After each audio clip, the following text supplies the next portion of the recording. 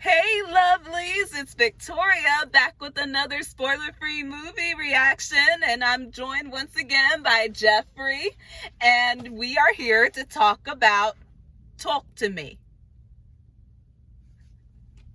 Oh my god. I tried, okay? I was trying. Yep, all the lovelies, make sure you send some good reference videos for Victoria to keep practicing. And she'll get there someday. Yeah. But we're here to talk about Talk to Me. Right, and if you couldn't tell from Victoria's attempt, it is Australian based. Yeah, pretty much. Let's talk about the premise first and foremost, because what a premise it is. I mean, what was it about again, Jeffrey? It was about a bunch of high school kids that have this hand. I don't know if it's the dead hand of someone that was living or used to be living, but they use that hand to contact the dead in order to get high. That's one interpretation, sure. What's your interpretation, Jeffrey? I mean, I guess the way Victoria is selling it, it makes it sound like it is a Australian full-length feature film that's also a PSA about not doing drugs and following TikTok trends. Yeah. No, it's, yeah, so Victoria is right. There is, a seance, part of it. There's definitely, these teens trying to get together to contact spirits. Mm-hmm. Not a Ouija board though. I wish it was a Ouija board because maybe they wouldn't be so dumb. But yeah, so they try to contact spirits, and obviously it's a horror movie, so everyone's happy and there's a happy ending. No, it all goes to shit. Yeah, it all goes wrong. So yeah, and it just, yeah, it's a terrible time for everybody. And let's add a little bit more to that, because for this being a horror film, which I cannot deny, there were definitely some horror aspects to it as well as supernatural. I felt like there was also a bit of psychological in this film. Yeah. I don't know. I mean, everyone's levels of comfort with, scary movies is different with any kind of horror movie. For me personally, I didn't find it too overly scary. I felt more like a suspense or thriller movie. Definitely with what you said, supernatural and psychological, because some of it is like, well, can you really trust what you're seeing? Is real, is or it real? is it like, in is their it heads? A reliable narration going on, or reliable perspective or point of view we're looking at here? I mean, if you like ghost stories, possible. And also the unreliable narrator trope, if that be the case. Nice way of bringing that up. But the thing is that they leave the interpretation up to the audience, us as the audience. But in the grand scheme of things, it was interesting. It was very insightful, and in a way kind of just deep on a level that I wasn't expecting it to be, to a degree. Yeah, there were some aspects of it where I was like, okay, I've seen that before in other horror movies, or they add a little bit of that, cool, but it's not like it hasn't quite been used, just not to its full extent like in this one. Yeah, so I could understand where Victoria's talking about where some things seem like it's been recycled or rehashed, and maybe they didn't do it a different enough take or spin on it. Because there is one scene in the movie, of course no spoilers, where there's a fight, and you think the fight is going to end up a certain way, and then there's a surprise twist. But it just reminded me of a scene that I already seen in a movie. If you like this movie, if you do watch it, I would recommend it. A Tale of Two Sisters, a Korean movie. That also kind of had like a supernatural ghost, and like, could you really believe what you're believing? But there's a certain scene in that movie too where there's a fight the main character is having, and you think it's going to go a certain way, and then it ends up not going the way you think. Yeah, and the ending, I honestly did not expect it to end the way it did. She did not expect it, but if you've seen enough movies, like horror, suspense, thriller, horror, scary movies, again, some of these beats will feel kind of familiar. I'm not saying it doesn't feel familiar. It does, but I guess in the way that it was going, I was kind of like, okay, this film already feels there's already enough of a depressed vibe enough. Do we have to go even further into the depressed vibe to the point where it's like, uh-oh, you are... Absolutely, because the one thing I thought about while watching this movie is, I don't know, there must be an Australian fascination when it comes to horror movies, and their horror movies, I mean, it's not a huge pattern, but I've seen at least 2 Australian movies, this one, and if you've seen The Babadook, 2, suspense thriller horror movies where the monster or the scary thing is intertwined with, because overall the universal, the main thing going through this movie is loss and how we deal with it, and what are the things that we do or the consequences of things we do in reaction to loss. Because for the main character, as you see right away, it's the loss of a parent, and even before that scene, no spoilers of course, there's another shocking loss even before that. So the movie overall deals with a lot of the themes of loss and grief, and of course dealing with that, and again, I see that as very similar in vein to Babadook, because the character in that, the wife, the mother, is dealing with the loss of her husband, and also using other outlets, and not the best outlets, to deal with those very issues, like drugs. Okay, so tell us your thoughts about the acting, the cast. Oh, the cast. Where do I even start? I guess we can start with the main character, Mia, who is played by Sophie Wilde. I think that's her name. She's also an Australian actor, I believe. And I thought she was amazing in this. Her acting was like, definitely, in my opinion, fairly realistic, and also even down to like the nervous tics that her character has in certain scenes. And then when it comes to the possessions that happen in the film, you already know that that's gonna happen. If you've seen the trailer, yeah, she blew it out of the water with those scenes. Yeah. What did you think of her? Here we go. I obviously think, did an excellent job trying to play the scary, and also of course the vulnerable, and also of course the grief and such forth. And then the cast in general, of course, when it came to the ritual that involves the seance or the summoning of spirits, and of course the possession that happens, I thought, they all did a very good job of trying to act possessed. Yeah.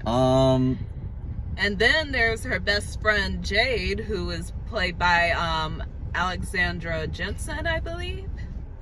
And she was, I just felt like she was pretty much, I won't say she was one note. No, she wasn't one note, but it just felt like she was always just the, how could you say, the best friend who is always concerned about what will happen if they make the wrong decision kind of friend. And in a way, kind of, what did you think of her? I thought some highlights we got to see were when there's a moment that she has an intense confrontation with her younger brother about what he can do at a gathering, and then also at one point later in the movie where her character Jade reveals to the main character Mia, played by Sophie Wilde, about her feelings in regards to her family and whether or not she thinks she should stay around. Oh yeah, well, I'll definitely say she did have some really good scenes in that she felt like it really, when things were at its lowest, you really got to hear how she truly felt about things, how she was just dealing with it. And there were some things where it's like she wanted to say something, but she just kept her mouth shut and trying not to, you know, ruin the vibe or just to seem like the overly responsible or killer of joy type kind of thing. And then her mother in the film, who is played by Miranda Otto, who you may recognize her from The Lord of the Rings, or maybe if you've seen one of the Annabelle films, she was definitely in one of them. And I thought she was really good as the mother. She was a mom that seemed very hands-on. She knew how her kids are, and she knew what could possibly each of them would be capable of doing, despite them saying, "No, Mom, I would never do that. No, don't think that. Why would you always think that?" It's like, because I know you're my child, and I know that you do this stuff. Yeah. So she was definitely, how can I say, I guess maybe not completely a hands-on mother. She was just a mother that has mother intuition, but she wants to trust her kids to do the right thing or do what's best for them. But when things go down, then she's like, yeah, this is why I tell you this stuff, because you somehow always end up finding a way to do the thing that I know you're going to do. Yeah, it's very much a movie about mothers and daughters, I'd say, overall. Because we see the friend and her mom, their relationship, and of course they treat the main character Mia as kind of like their family member too, like a surrogate family. Yeah, you know, like a sister and a daughter. So there's that. And then of course Mia dealing with the loss of her mom is very much a heavy mother-daughter moment. So overall I'd say this is very much a mother-daughter movie. Yeah. There is again an absent father is something we see very much here. The friend's dad, don't know never anything, seen him, never mentioned, don't never know where he is. So I'm guessing we're supposed to assume deadbeat dad. And Mia's father he's there, but he's kind of absent in a way. Emotionally and maybe physically, again, we don't know. I guess again we're probably seeing this from Mia's perspective, but we don't really see him there for her like parental wise. He's just like, "Hey honey, how you doing? Okay, bye." Yeah, kind of thing. Even when he is there, he still feels distant in some way, and you know, it's probably because he's dealing with the grief and depression of losing his wife.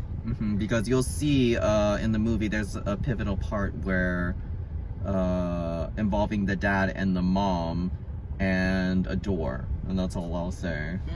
Okay, I have to mention the other three characters in the film, Haley and Joss and Daniel, with Haley, who is played by Zoe Terekas, I think that's his name. The fact that she remembered the names of these characters is already good enough. She's trying, and she's got her own cheat code too, don't worry. What are you talking about? IMDb! Seriously, you could just IMDb this shit. And then follow along with Victoria. Make sure just put on a tab. We're not judging here. No judgment. Okay, well now that Jeffrey has revealed my secret, yeah, so let's talk about those guys. I thought they were very interesting, and with Haley, she really seemed like one of the guys, and also she for some reason hated Mia's character. We still don't really know the full extent of why. We just only know just a little bit. And also Joss, who is friends with her, and Daniel, who is the boyfriend to Jade, and also the ex-boyfriend of Mia. What a crazy love triangle, y'all! I thought it was supposed to be chicks before. Oh, what about bros before? Okay, but we're not dealing with two bros, are we, Victoria? No. They're two chicks. Okay, fine. I stand corrected. Fine. You win. And even at the beginning, when we get introduced to oh crap, I'm already forgetting her name. What's our friend's name? Oh, Jade? Jade, right. When we get introduced to Jade, we see how responsible she is as a teen. And of course, Mia pokes fun of her right from the get-go, being like, yeah, what happened to us girls first before random bros? Especially the ex I used to date. Yeah, well, and that's a crazy story end of itself.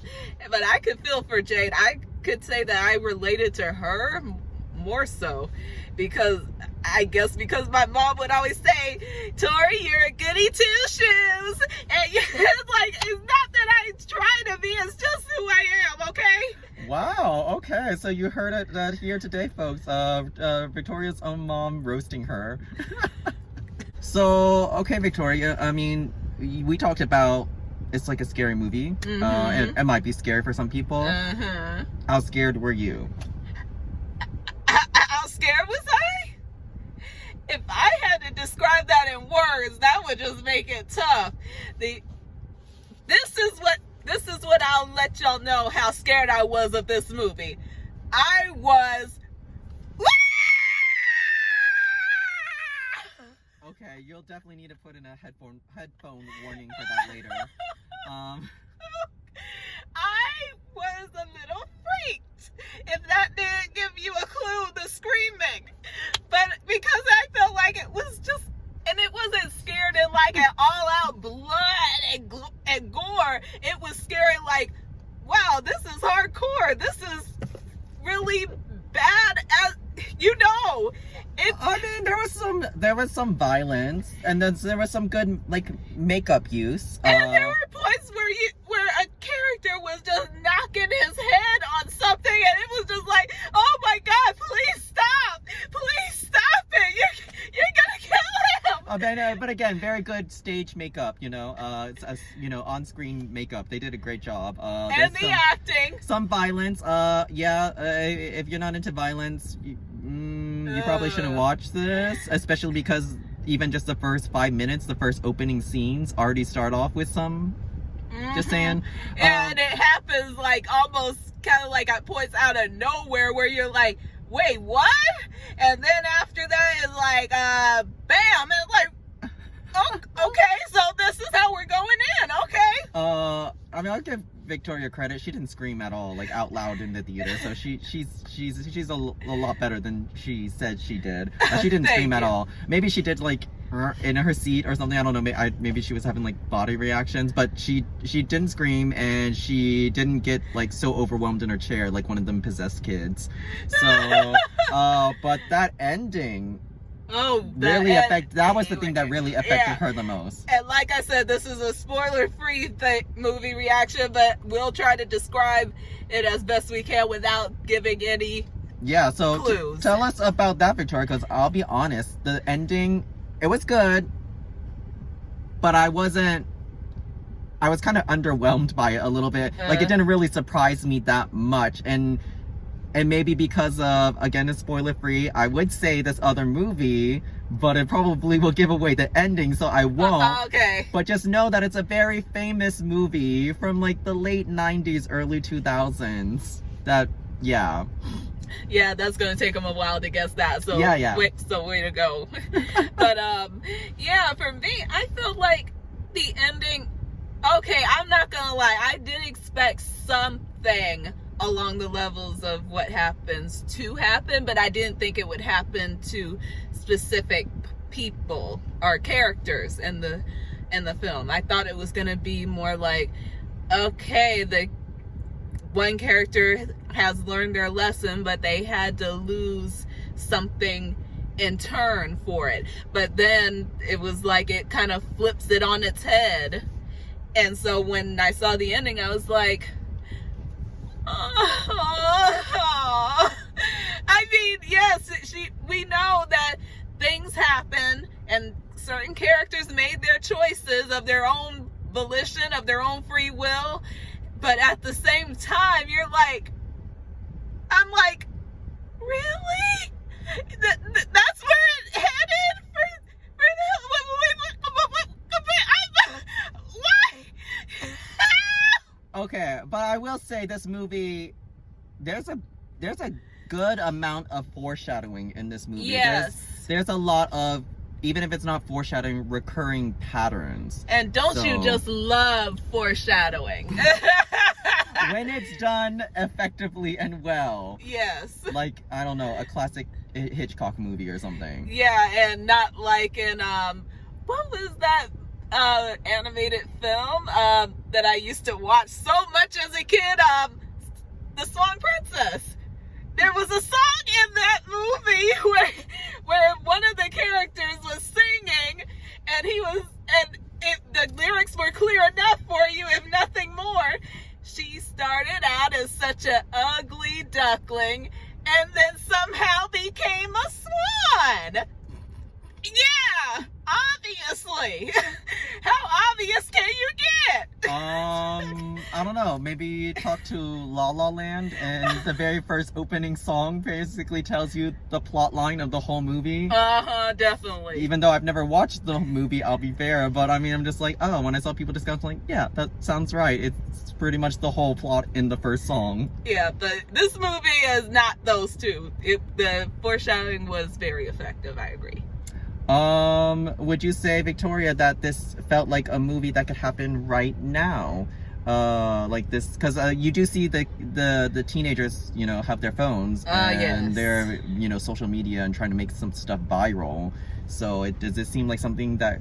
In this world of social media, yes, I can see that happening, because for young people who want likes and clicks on their videos or posts and stuff like that, yeah, I could see that happening, even for something as scary and ridiculous as possession. Yeah, so the lesson we learned today is don't go bothering no spirits. Yeah, because it's not going to end well. You may think that you can manipulate it to end well, but don't you even think on it. Keep praying. Literally, pray! So, on a scale of 1 to 10, what would you rate this film, Jeffrey? I think it was a pretty effective, nice summer watch. Again, once you watch it, you'll see, I personally think, some things that have been rehashed and some things we saw recycled, and I didn't really feel that there was a strong take or spin on it. So you get that familiar feeling. I would say a 7.5. Okay, not bad. And as for me, I have to give this movie, and judge me if you dare, I give this movie a 9.2. Yeah. If you have issues, talk to her. Not me, talk to her. Well, I am a psychology major, but I'm not a professional. But either way, my point is that this movie was definitely, I felt, pushed the boundaries a little bit, and as far as horror aspects go, and also the psychological twist and turning and bending of it with the horror was definitely amazing. And the supernatural, it wasn't just, oh, we're dealing with ghosts in this house, or oh, we're dealing with a crazy chick that is seeing stuff that nobody else can see, and she's trying to kill people, kind of thing. No, it went further than that. It went through story, and also through emotion, and also kind of just like, it really did manipulate emotions wise for these characters, what was happening in different points, and when they grab the hand and say, talk to me, it was hitting them to the core emotionally, even though they were getting high off of it. Sorry. Or at least what Victoria thinks is some sort of high. I don't know. You watch it and find out for yourself, and decide for yourself. I mean, if you're... And the acting was superb. I have to give the actors credit for the acting. Mm-hmm. It was amazing. If you're looking for, something that's come out recently and you're interested in seeing a ghost story, and you definitely want something a little bit more keep you on the edge of your seat. And with a little gore. Something a little bit more intense than Haunted Mansion, which I don't know if you guys and girls, anybody, or if human beings request that Victoria go see Haunted Mansion. Maybe she will do that. But yeah, I think this is the kind of movie for that. And I want to say I don't think it was that bad for. I think it was pretty impressive for. I want to say this is a directorial debut. Like this is the director's first. These two directors. So yeah, I think brothers maybe. If I have just a sec, or they seem related. Yeah. But I want to say it's their debut feature-length movie, so it's really not a bad start. And Sophie Wilde, she definitely held her own being the main character, and so props to her. I won't be surprised if you might see her in more stuff in the future. That would be wonderful. So, on a closing note, speaking of future of things, Victoria. Yes. Do you think that this movie could become a series? Do you think it could be a trilogy? Do you think it could have sequels or a prequel? Because the way it's set up and kind of open-ended in the structure of it. I actually think that this could bring out some sequels. Mm-hmm. I really do. Because this was just one area where the hand was able to reach. And now to think if it was somewhere else, like on a different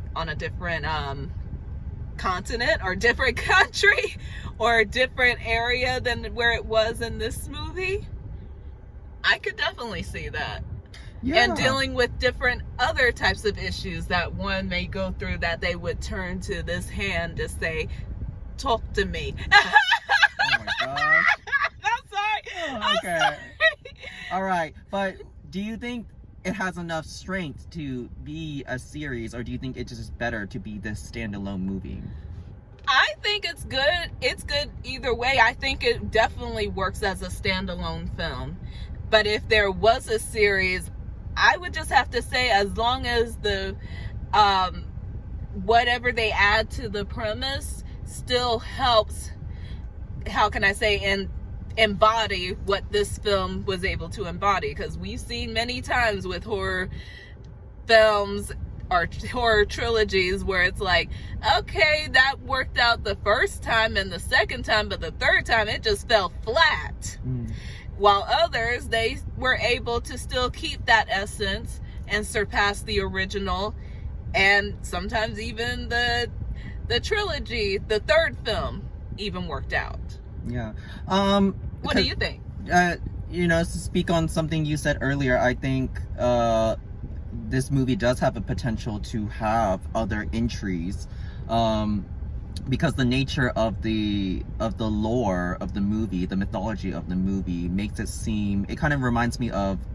Again, I've never watched them, but if you've been around movies long enough, The Ring, where the videotape travels around and kind of continues the curse. Or Sinister. Yeah, but it's just like any great folklore, any, urban legend. It seems like it does have that potential just from the lore of the story to continue and keep going further, just by the very nature of the ritual and how it's done. Agreed. So I do see it's possible for it to continue onwards and in other ways. But I will say I think most of all, what I did like was it wasn't just a scary movie that was like, I want to scare you, and it's like constantly, but it did have a deep connection to a strong theme, in this case, emotional, loss, and psychological, and I already said those two. If I had to think of any other words I could give to that, it was very definitely, I wouldn't say, in a way, kind of meta, in a way. Okay. But more so dealing with the emotional, because it really is about the connections, the relationships. I mean, the film is called Talk to Me, for heaven's sakes, and so that really tells me that this film was more so about people wanting to reach out to somebody, because whether they were feeling lonely, or whether they were feeling lost, or whether they were feeling just completely like there was nothing or nowhere else they could turn. Mhm. So that's also another reason why I like this movie a lot, because it was, but however, they turned to the wrong thing. So yeah, maybe this is one of those times where they shouldn't have reached to the other side. But of course, on this channel, Victoria's always happy to hear from the other side, which is you viewers. Yes. So talk to her, let her know in your comments everything, or by likes or subscribes or notifications. You know the jazz by now. And if you've seen the movie or plan to see the movie, please tell me down in the comment section below and let me know what you think of it, because I would love to hear what you guys thought about it. Like I said, talk to me. At least you didn't do Australian this time. So thank you for joining us today on this movie reaction, and I hope you all are having a pleasant, wonderful, and blessed day. And thank you, Jeffrey, for joining us again. And as far as my next movie reactions, I don't know which ones I'm going to do yet, but I will let you know as soon as I figure it out. But I think we're going to go and give Jeffrey a little break here, because he's already been involved in like 3 of the movie reactions so far. So I need to give him a break and try to either work on my own or see who else I can ask to be a guest star on the show. But if you want me to come back, I guess I'll come back some more. I don't know, let Victoria know. And definitely let her know that you want to see her react to a rare second time reaction. Maybe have her go see Barbie and Oppenheimer again. Maybe back to back, a double feature. Jeffrey, stop promising my lovelies that without... But you gotta let her know in the comments. If you don't let her know, it's not gonna happen. Yeah, just let us know down in the comments. And Jeffrey will be joining me again if that be the case. For both. Either way, thank you for coming, Jeffrey. And also, thank you all for joining us, and we will see you guys next time. Bye. Until then, talk to me. I let you in. Ah! Ah!